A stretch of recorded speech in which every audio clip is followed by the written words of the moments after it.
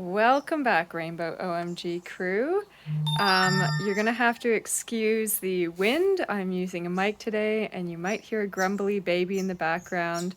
But today we're gonna start our property tour, which I'm really excited to do this video because if you've known anything about us, this was a blank canvas, literally a blank canvas of just rock hard clay less than 3 years ago. So this is our back door. Right out our back door, and our back door is our front door because we live in Australia and everything's upside down and backwards, remember. So we started just by simply putting in these raised beds, which were used out of recycled farming chemical containers. So we washed them out, we let them sit in the sun for probably a year or more, and then we filled them with dirt and compost, and these have been great. One tip I have is that you want to flip these cages when you cut them. Flip them upside down so the sharp edges are pointing into the ground, not going to rip your clothes.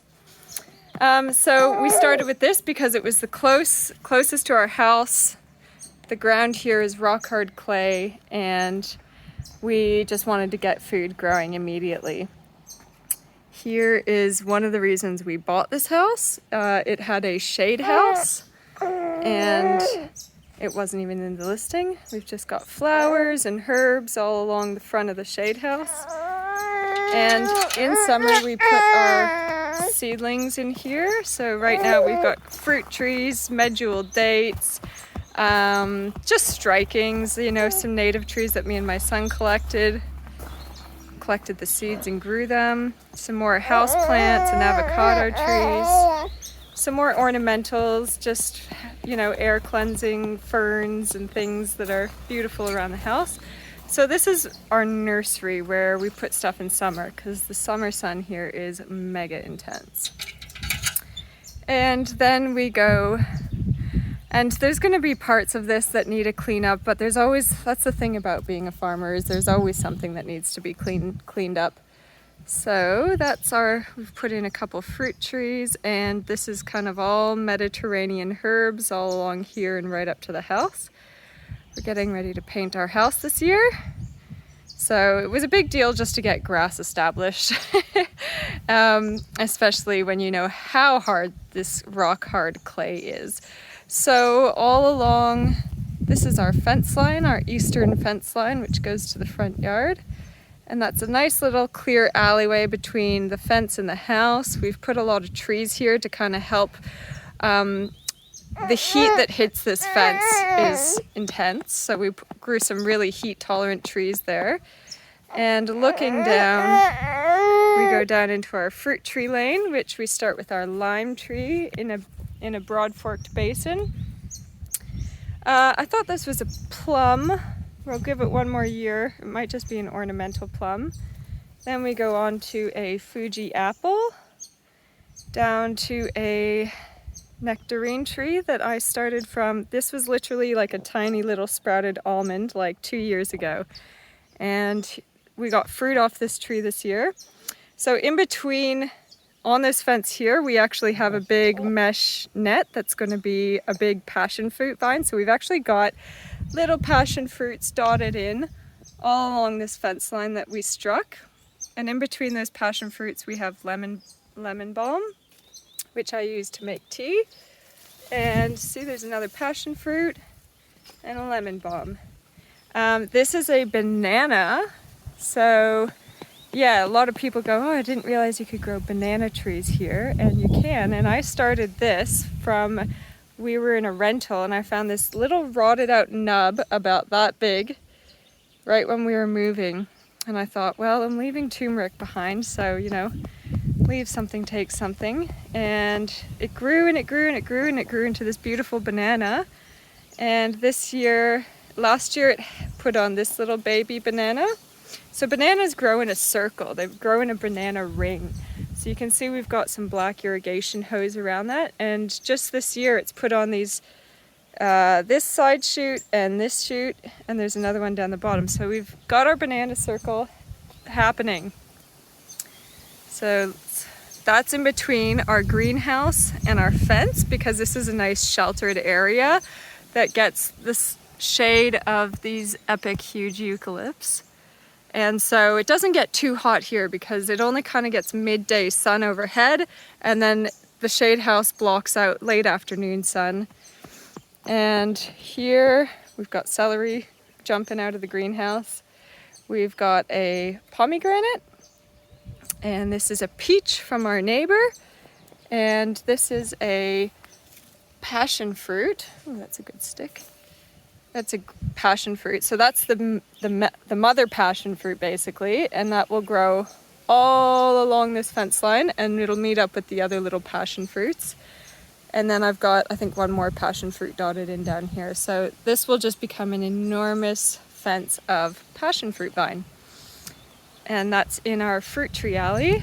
And then this was a beautiful gift to me from a lovely lady in town who I just adore. Yes, shout out to Diney. Thank you for this beautiful fig tree. You know, elders have a lot to give in the community, and they really want to see communities grow and thrive. Speaking of elders in the community, check out these elderberry trees. That has been in the ground probably 2 years now. And this one has been in the ground about the same time, 2 years. And these trees have literally moved with me 5 or 6 times now. And that one's like, you know, well over 3 meters tall. Over here, this is a striking pit that turned into a flower garden. So down the back, we've got another greenhouse, which we just made out of irrigation pipe, star pickets, and shade cloth. So this is our back greenhouse, which has got zucchinis, tomatoes, coriander, and basil growing in it. This is our little asparagus pit. We built a sand pit right near our greenhouses because we're often working in the yard and our kids want to be playing while we're working in the garden.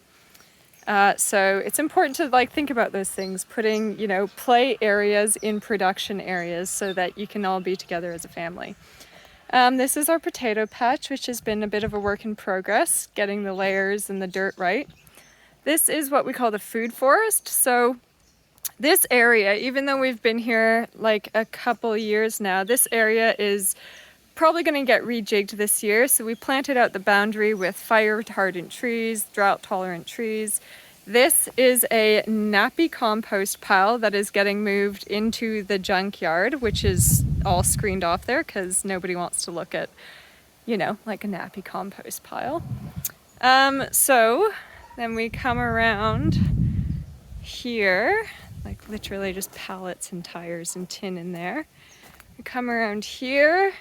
We are always very mindful of this area here because we have a bull ant hole.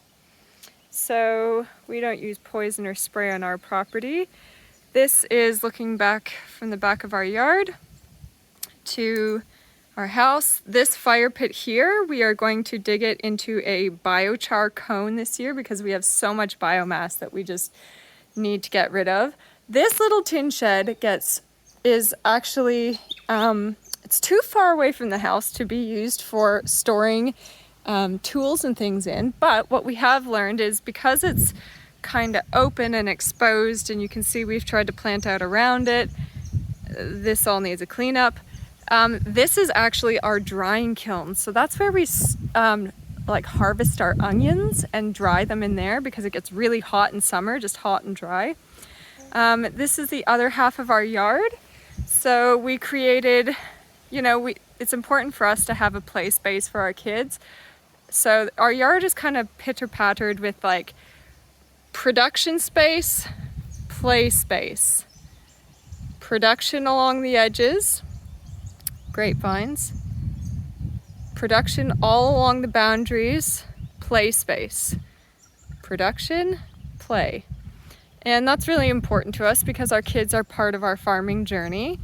And so this is kind of we call this the park, where it's more medicinal flowers down here. I've got a couple more elders, some sages, some thyme, some salvia, heaps of comfrey. This is you know, just, this is what we call the park, you know, a swing that needs fixing. All the typical stuff. So this is the oak tree that we planted for our son. And over here we've got grapevines happening that we struck all of these. And this whole mulched out bit under the trees is probably about 5 or 6 meters wide. And that goes all the way along to the fence here because this is filled with strawberries. And then we've got longer term trees dotted in to fill the fence line gap here because we live next to a motel. So this is a native frangipani that we grew from seed. And this is another one. And if you know anything about native frangipanis, they get really tall and they're kind of a long-term overstory. This is our chicken yard. So we give them lots of shade. I mean, they're under this epic big tree, which protects them from predators. This big old tree loves having the chickens under it. But we also give them shade from the northern sun in summer. So we do a deep litter composting area for our chickens. So we're just always bringing in fresh greens. And as the layers kind of build up like a lasagna, then we open up this wall here and we make big old compost piles.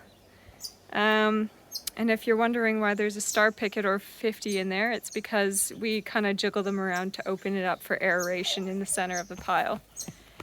So, on to the front. So, out the front, we've got some beautiful leucaena trees and some popcorn cassias we just put in this year. And lots of aloe vera because aloe vera is such a potent medicinal healing plant. And we live in a country where sunburn is a pretty regular occurrence. Some nasty spiders. Lots of those guys getting around this year. They're fine as long as you leave them alone. And then just the front of our house is this funny little flower garden and, you know, it's just this evolution. We just wanted to keep the front of our house because it's not really much of a yard as flowers. Something we didn't need to mow. Just kind of salvias and daisies and, you know, bit of bee forage. So coming out of our gate, we have, the first year we lived here, we had insane floods. And so what we've done here is the first thing I did was we got a load of mulch in and I created a mulch bank here because that stopped the water flowing off the bare earth and flowing down under our house and, you know, mucking up our stumps. So we created this mulch sponge along the front of our fence and then I planted it out with things that do not burn, like these geraniums. So I have literally almost put out a bonfire throwing geraniums on it. That's how fire resistant these guys are. And then this year we got more mulch delivered, so we're just doing a bit of a guerrilla garden here. And we often have people come visit us, so they pull in and they drive around the mulch island and pull out. And we got some trees happening this year. And we're gonna guerrilla garden this side of the street next. But you can see that we are, every little green plastic sleeve you can see is actually trees that me and my son have planted. So we've got some pig face and some yuccas growing along there. So the reason we created these walking paths and bike paths is because, well, there's no sidewalks on our street. So we're actually just creating safe places for children to ride their bikes to and from school that aren't on the roads and, you know, just promoting like road safety awareness. So we're currently just getting through this pile of mulch and we're right across the road. See, big old trucks at the end of the street. Road safety awareness. Here is Rainbow OMG. And oh my God, look at that pile of mulch. So epic. So, welcome to our farm, guys. This is where we farm. This is 1/4 of an acre. And like I said, there's gonna be stuff that needs to tidy up. It's the end of summer. That's what happens, is it's too hot in summer here to actually be chopping and dropping, like, you know, when it's 40 degrees by 10 o'clock, you kind of just have to retreat inside for the day. So we've got 5 more market beds to make out the front here. They're all pegged out. This funny L-shaped bed was the last kind of slice of land we had left after putting in all of our market beds. And it's always been my dream to have locally grown in-ground turmeric and organic ginger readily available at any time. So the front half of this bed from this peg forward is all organic turmeric that we've been growing over the years, building up seed bank. And then the back half of this is ginger. These are all raspberries and a bed of sunflowers that are just going to get chopped and dropped. We started tags along our fence line because these are windbreak, spray break, shade, shelter, you name it. So these guys are going to need a haircut and a tie up soon. And so in between all of these Tagasastes, I've got apple trees that me and my son started. And whether they be used for rootstock or they produce good fruit is yet to be determined. This is a mandarin tree. We've got an aloe vera, another apple doing awesome. We also really like introducing trees that have lots of flowers. So this tree is a native tree and it produces these big red bottle brushes and the bees absolutely love it. So all around the boundary of our farm is all food, forest and forage and flowers. So for the bees, because the bees are really important to our farming process here. So we've got 1, 2, 3, 4, 5, 6, 7, 8, 9, 10, 11 beds out the front here and another 5 to go in there. And, you know, just more like native frangipanis that me and my son started. So I've actually just cleaned this area up. That was full of flowers, so we're going to remulch that. This has been cleaned up and remulched, and that is the mulch pile. That's why we got to make biochar, because there's lots of cleanup every year on the farm. We've got 3 oak trees that I started and planted on the farm. This is an amazing, not a hakea, grevillea tree, I think. Not grevillea. Oh, it'll come to me. It's a beautiful native tree that puts on epic flowers. So again, we've just literally planted out our fence line with trees and usually flowers under there. This is the back half of our block, so we tarp beds that are not being used. And everything in the middle of our farm is high crop rotation. So we usually will grow a crop or 2, then rest the bed. We just want to make sure that we're putting, you know, nitrogen fixers down as the cover crop, and then like plants that are actually adding fertility to the soil. So we've got beautiful heads of buttercrunch lettuce, and we've got beetroots coming up here, and we're getting ready to get bees on the farm soon. So they'll probably go in that corner because that's a nice shaded, sheltered spot. Another epic pile of mulch, which this is in our composting area at the back of the farm. We have a gate, and the farm gate is basically where we get horse manure tipped and mulch and make epic compost piles.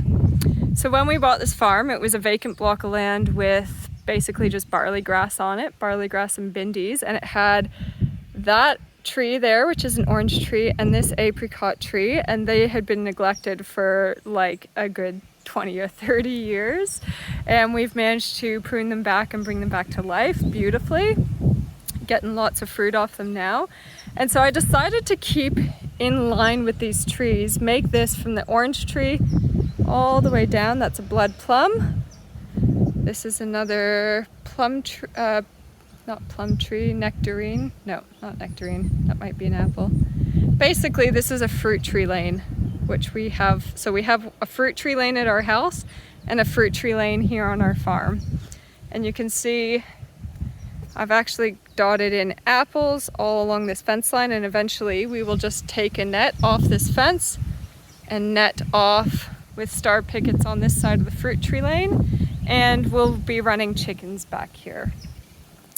And again, in keeping with, you know, the boundaries are often a space that gets overlooked. On our farm, I use the boundaries as my medicine garden. So these are my favorite plants ever, because this is Plantago majorum, and plantain will actually plantain is used to draw poison out of the body. So if you've had a bee sting or a spider bite or anything that can basically sting or bite you, if you can get some plantain tincture on that immediately, it will draw the poison out and lessen the swelling and the side effects of the poison. So me and my husband wild foraged these from a park when we were on holidays and brought them home and planted them because we couldn't find them anywhere here. But you can just find this stuff growing on the side of the road, guys. And it is literally an anti-venom. And we've got some watermelons and some wargle greens as a bit of a ground cover. This is a Granny Smith apple that's been poor old leaves chewed back, but if it hangs on, it hangs on. We do a bit of the Mark Shepard method where we're like, if it's not a strong tree and it can't survive the first couple of years, we're not going to baby it. We want trees that are strong, pest resistant, and can be left alone and still thrive. I've dotted another elder in there. We've got some more plantain, sunflowers. I've got some poppies growing in here and some calendula, a couple aloes. This is our next farm block that we intend on purchasing as soon as the owner opens up communication. And we would like to have our wash pack station here and a little shop front because there is a gate right just there. And yeah, we would love to farm this block. This is our next project. Epic projects don't scare us. And I've got so many fruit trees that need to go in the ground. It's a little bit crazy. I've got more trees than I do space at the moment in time. So over here, this used to be an old chicken yard. Word of mouth is there was a lady in town who lived here and bred show chickens, and so this area back here was really hydrophobic, meaning water would just like bead off and be repelled.